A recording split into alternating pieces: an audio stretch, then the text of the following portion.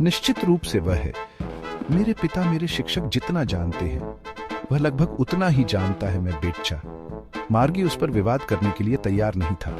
मैं नहीं चाहूंगी कि मेरे घर में एक अजनबी आदमी मुझे सिखाए। तुम ज्यादा नहीं जानती मार्गी। शिक्षक घर में नहीं रहते थे।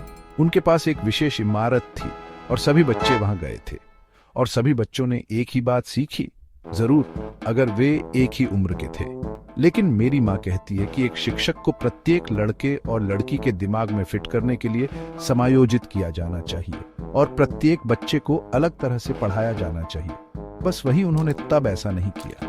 यदि आपको यह पसंद नहीं है तो आपको किताब पढ़ने की जरूरत नहीं है। मैंने यह नहीं कहा कि मुझे यह पसंद नहीं आया। वह उन मजेदार स्कूलों के बारे में पढ़ना चाहता था।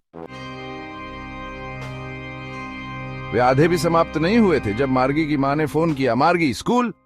मार्गी ने ऊपर देखा, अभी नहीं मां, अब, और यह शायद टॉमी के लिए भी समय है।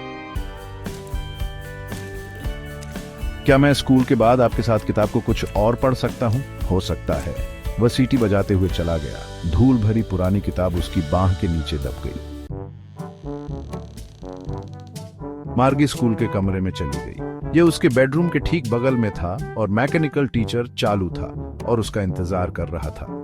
यह शनिवार और रविवार को छोड़कर हर दिन हमेशा एक ही समय पर होता था, क्योंकि उसकी मां ने कहा कि छोटी लड़कियां बेहतर सीखती हैं अगर वे नियमित घंटों में सीखती हैं। मार्गी ने एक आह के साथ ऐसा किया। वह उन पुराने स्कूलों के बारे में सोच रही थी जब उनके दादा के दादा एक छोटे लड़के थे। पूरे मोहल्ले के सभी बच्चे आए, स्कूल के प्रांगण में हंसते और चिल्लाते हुए स्कूल के कमरे में एक साथ बैठे, दिन के अंत में एक साथ घर जा रहे थे।